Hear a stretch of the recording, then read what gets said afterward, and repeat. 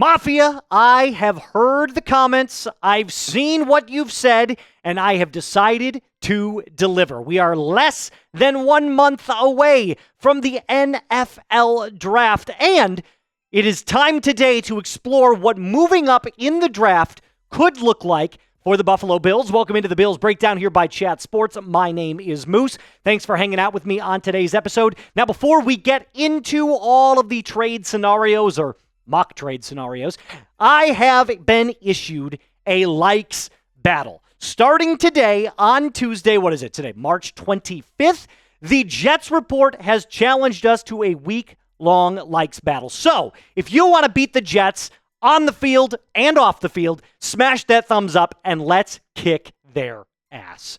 All right, starting off with the Bills draft picks. We've got 10 of them, so we definitely have a lot of draft capital that we can use as leverage in a trade. Now, again, I don't know how many of these I would want to be able or be willing to part ways with.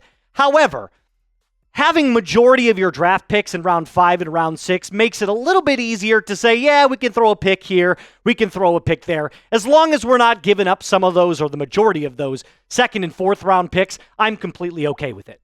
Now, speaking of the NFL draft order, let's take a look at what it currently looks like. We're going to try and rifle through these as fast as possible. 1 through 10 with Tennessee at number 1. Carolina comes in at number 8. A lot of people have Armin Membu sliding up to that number 7 spot for the New York Jets. 9 through 16 looks like this. The Bears taking Ashton Jeanty has been circulating a lot. Jackson Dart being selected by the Saints at 9 has also been gained some traction by Mel Kiper. 17 through 24, and this is the page that I kind of want to have you notice and kind of mentally memorize before we get into our mock drafts, our mock trades, because there are 2 teams on these particular lists that I have identified right off the bat. And then 25 through 32 looks like this, with us sitting at number 30. Now, I don't have us parting ways with our number 30 overall pick in the sense that we're just giving it up straight away.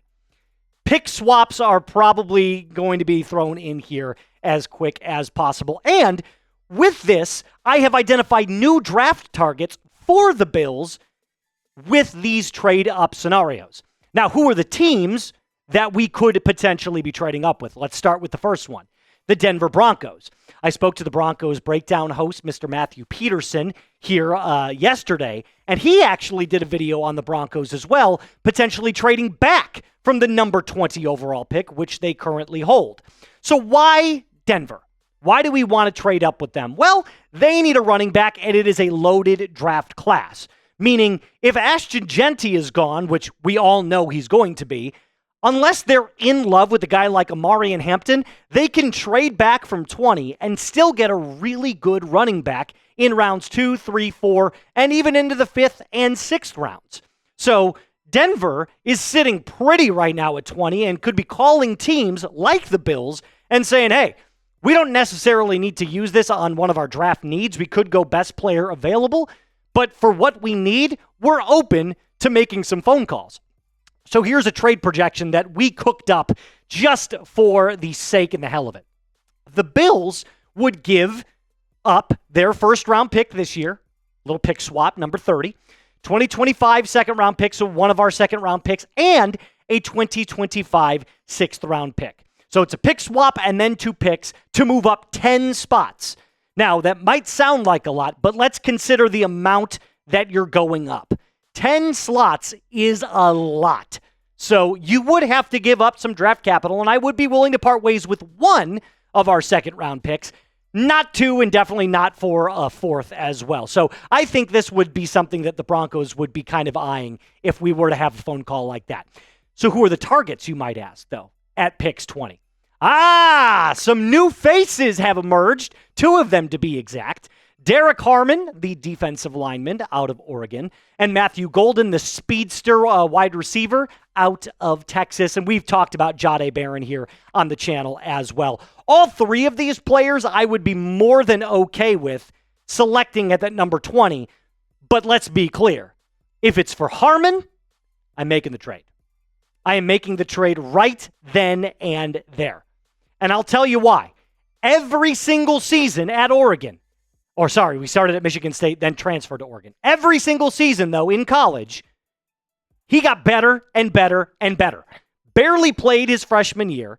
Sophomore season kind of dips his toe into the college football world, starts to become a regular rotational starter in 2023, and then in 2024, just explodes onto the scene. 11 tackles for a loss, 5 sacks, 55 pressures. So he's making moves in the backfield. He's getting to the quarterback, albeit if he's not making the sack, he is 100% disrupting the passing game and the running game. So I like Harmon as a prospect a lot. All of the NFL analysts are gushing over him because they see the improvement every single year, and that makes him a first-round prospect. And let's be clear, he's not going to be there at pick number 30. He just won't. It's not going to happen. So get it out of your minds. We can't get him there. But I'm going to ask you this. Would you make this trade? So moving up to 20 with the Denver Broncos to select Derrick Harrmon. All the picks, I said a 2025 pick swap for the first rounder, so they get 30. They get one of our 2025 second-round picks and a next year's sixth. Let me know in the comment section below. I'm going to make this the pinned comment of today's video. Y for S, Y for yes, or N for no. Our second trade-up candidate team, the Minnesota Vikings. Now, they're only 6 picks ahead of us at number 24. And the Vikings had one hell of a free agency. And they only have 4 picks in the 2025 NFL draft. So they need more draft capital. And this would be the perfect time for the Bills to say, hey, we've identified a couple of guys that we believe are going to be gone at 24, so why not make a phone call and offer this trade projection? The Bills, we get their 24 pick, so the first-round pick in 2025, and they would get our 30th overall, a 2025 sixth-round pick, and to sweeten the pot a little bit, I've tossed in a 2026 third-round pick. Now, again, probably something that everyone's like, I don't want to give up a third, but you have to consider this.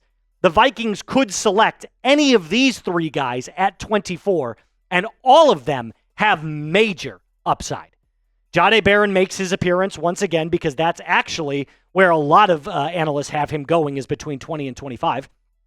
James Pierce Jr., I'm going to get to in just a second. And then Ezra Thomas, a defensive back, one of the better defensive backs. He can kind of play a hybrid position of both corner and nickel corner, but James Pierce Jr. is a top 10 talent that has some off-the-field issues. So for all 3 of these players, I'm not going to lie to you, I don't think I'm making this trade.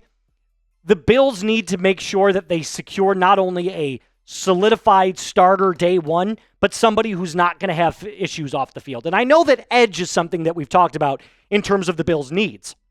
But James Pierce Jr., to me, has way too many off-the-field issues. He's had character concerns from not only his coaches, but his teammates. It just, to me, is enough to pump the brakes. Although, I'll tell you this, as a football talent, he's unbelievable. So whatever team gets him is going to be getting a great talent, but is he going to stay out of trouble come the NFL season? Our last and final one, we're actually going back up. So I wanted to save the big kahuna for last. The Atlanta Falcons, who have pick number 15. Now, a lot more draft capital and more expensive picks have to be given up in order for the Bills to get this. So here's what trade projection number 3 looks like. The Falcons get our 30th. They also get our second-round pick, and they get one of this year's fourth-round picks. So we would move down 2 draft picks, and we would only have 8 for the 2025 season, but we go up to number 15. And who could we select if we were to fall to number 15? Some blue-chip prospects.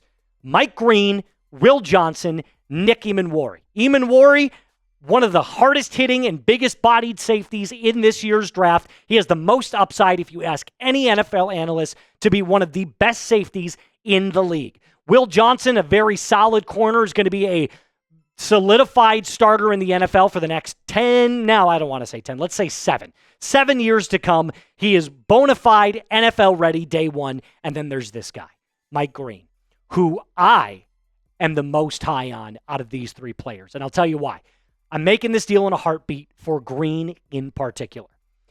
What Mike Green did on the field last year for Marshall is nothing short of video game-like numbers.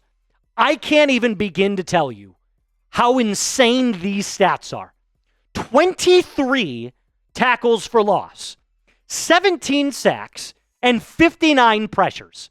So you mean to tell me if you got Mike Green on the opposite end of Joey Bosa and you have him rotate in with A.J. Epinesa, that isn't the most feared three-man pass rushing trio in the NFL? It is beyond a doubt. That would look scary as hell. That's a three-headed monster.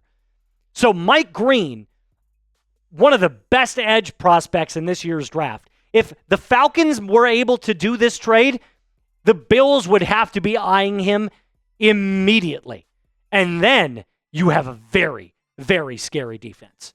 So let me know, though. Pick a team that you would want to trade with, the Broncos, the Vikings, or the Falcons. And if there is another team that you think that, hey, we could potentially be trading with, let me know in the comments section below what that team is and defend your pick. Remember, we're open to all different ideas and opinions here on the show. It's good to create a nice, healthy debate. One last time, though, I'm going to remind you about this. The Jets Report has challenged us to a week-long like battle, so please don't make my first like battle a loss to the damn Jets.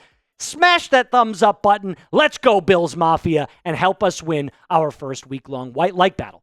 All right, that's going to do it for us on today's episode. Remember to like, subscribe, and share this with a Bills friend. We are what, like, I want to say 60-something subscribers away from 3,000, and we could not do that without your help. So make sure you lock us in with that subscribe button. All of that is completely free. My name is Moose. Until next time, be cool.